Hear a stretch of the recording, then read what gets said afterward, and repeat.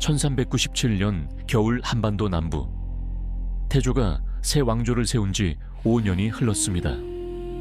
칼로 세운 나라는 아직 피의 냄새를 지우지 못했습니다. 한양의 궁궐에서는 매일 권력을 둘러싼 암투가 벌어졌고, 지방에서는 고려의 잔당들이 여전히 움직였습니다. 태조는 늙어가고 있었습니다.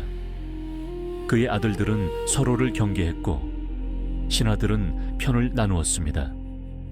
왕조는 안정을 필요로 했습니다. 무력만으로는 부족했습니다.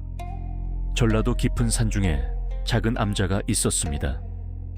그곳에 한 남자가 살고 있었습니다. 이름은 은적이었습니다. 마을 사람들은 그를 미친 사람이라 불렀습니다. 혼자 중얼거리고 허공을 보며 웃었으며 때로는 아직 오지 않은 비를 예언했습니다. 그런데 그의 예언은 틀린 적이 없었습니다. 어느 봄날 은적은 마을 어귀에 나타나 말했습니다. 사흘 후 홍수가 날 것이라고. 사람들은 비웃었습니다. 하늘은 맑았고 강물은 잔잔했습니다. 하지만 사흘 후 산에서 갑작스러운 폭우가 쏟아졌고 마을은 물에 잠길 뻔했습니다. 은적의 말을 들은 몇몇 사람들만이 미리 대피했고 살아남았습니다. 소문이 퍼졌습니다. 전라도 산중에 신령스러운 능력을 가진 자가 있다고. 그 소문은 천천히 북쪽으로 올라갔습니다. 한양에 도착하기까지 한 달이 걸렸습니다. 태조는 그 소문을 들었습니다. 그는 신하들에게 명했습니다. 그 자를 데려오라고. 겨울이 다시 찾아왔습니다. 왕실의 관리들이 전라도로 내려갔습니다. 그들은 은적을 찾았고 그를 체포했습니다. 은적은 저항하지 않았습니다. 그는 이미 알고 있었다는 듯 조용히 따라 나섰습니다. 한양으로 가는 길은 험했습니다. 관리들은 은적을 감시했지만 그는 도망치려 하지 않았습니다. 오히려 그는 관리들에게 말을 걸었습니다. 당신의 아내가 아프다고, 당신은 곧 승진할 것이라고, 당신의 아들이 과거에 급제할 것이라고. 관리들은 소름이 돋았습니다. 은적이 말한 것들은 모두 그들만 아는 사실이었거나 아직 일어나지 않은 일이었습니다. 한양에 도착했을 때는 한겨울이었습니다. 은적은 궁궐 지하의 감옥에 갇혔습니다. 태조는 직접 그를 신문하지 않았습니다. 대신 신하들을 보냈습니다. 신하들은 은적에게 물었습니다. 어디서 왔는가? 무엇을 할 수 있는가? 왜 그런 능력이 있는가? 은적은 담담하게 대답했습니다. 자신은 그저 보일 뿐이라고. 사람의 마음이 보이고 하늘의 기운이 보이며 시간의 흐름이 보인다고 했습니다. 신하들은 그를 시험했습니다.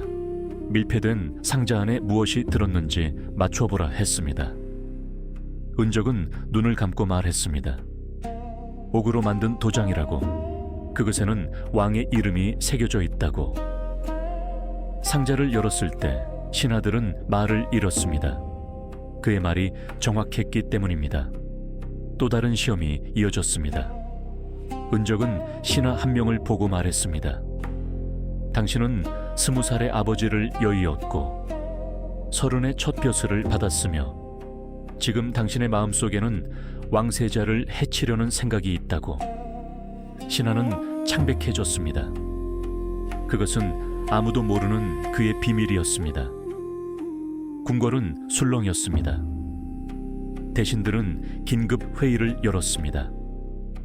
어떤 이들은 은적을 죽여야 한다고 주장했습니다. 그런 능력을 가진 자가 살아있으면 왕실에 위협이 된다고 했습니다. 또 어떤 이들은 그를 이용해야 한다고 말했습니다. 적의 계략을 미리 알 수 있고 하늘의 뜻을 읽을 수 있다면 나라에 큰 도움이 된다고 했습니다. 논쟁은 사흘 밤낮을 이어졌습니다. 태조의 셋째 아들 방언이 나섰습니다. 그는 강단 있는 목소리로 말했습니다. 은적을 죽이는 것은 어리석다고. 칼은 쓰는 사람에 따라 무기도 되고 도구도 된다고 했습니다. 은적을 왕실의 손안에 두고 그의 능력을 국가를 위해 쓰게 하자고 주장했습니다. 방원의 말에는 힘이 있었습니다. 그는 태조의 아들 중 가장 냉철했고 가장 야심이 있었습니다. 결국 회의는 방원의 의견으로 결론이 났습니다. 은적은 죽음을 면했습니다. 대신 그는 왕실의 감시 아래 특별한 처우를 받게 되었습니다. 작은 저택이 주어졌고 시종이 붙었으며 필요한 것은 무엇이든 제공되었습니다. 그 대가로 은적은 왕실을 위해 일해야 했습니다. 은적은 조용히 그 조건을 받아들였습니다. 방원은 은적을 자주 찾았습니다. 다른 왕자들이나 신하들과 달리 방원은 은적을 두려워하지 않았습니다. 오히려 그는 은적의 능력을 존중했고 그와 대화를 나누었습니다. 두 사람은 밤늦도록 이야기했습니다. 나라를 다스리는 법, 백성을 먹여 살리는 방법, 적을 물리치는 전략에 대해 은적은 방원에게서 다른 이들과는 다른 무언가를 보았습니다. 냉혹함 속에 숨겨진 이상, 야심 속에 깃든 책임감, 방원은 왕이 될 사람이었습니다. 은적은 그것을 알았고 방원 또한 자신의 운명을 알고 있었습니다. 시간이 흘렀습니다.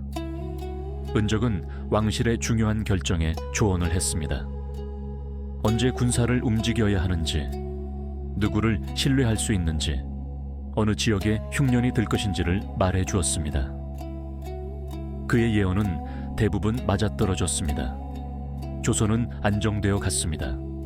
반란은 미리 진압되었고 흉년은 대비할 수 있었으며 외교는 유리하게 흘러갔습니다.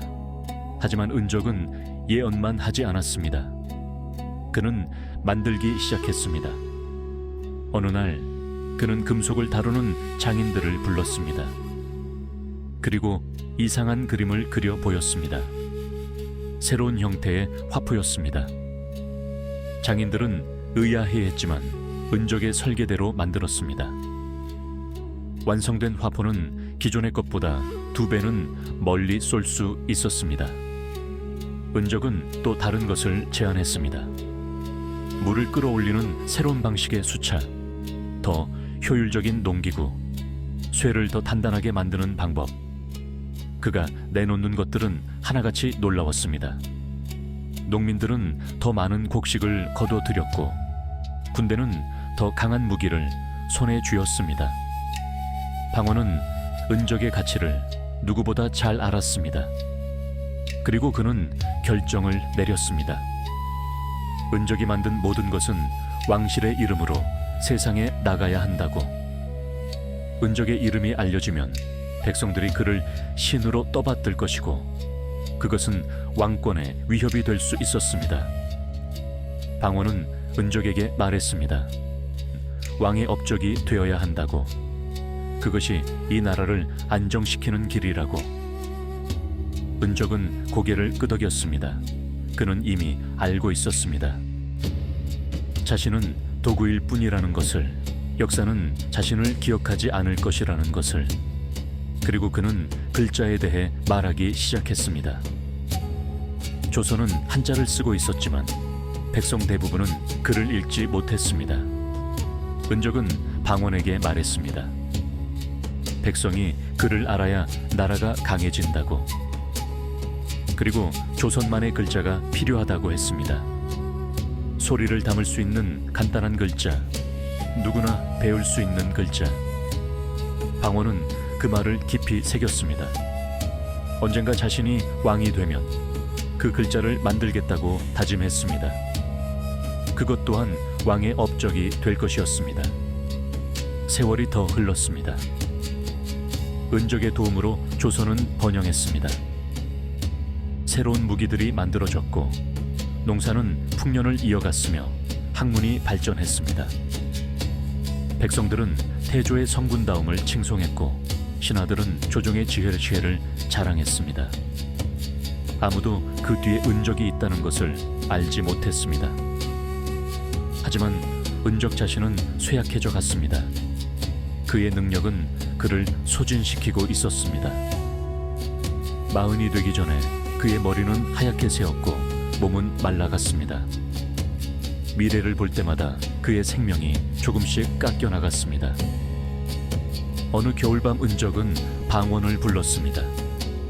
방원은 이미 세자가 되어 있었습니다.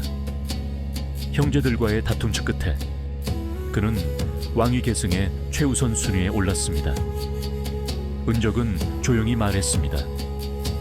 자신의 시간이 얼마 남지 않았다고. 그리고 마지막 예언을 했습니다.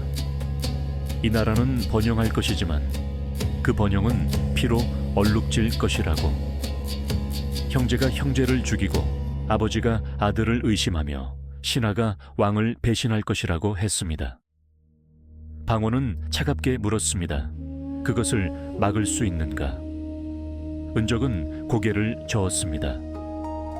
이미 씨앗은 뿌려졌다고. 풍요는 탐욕을 낳고 탐욕은 파멸을 부른다고 말했습니다. 그해 겨울 은적은 죽었습니다. 그의 죽음은 조용했습니다.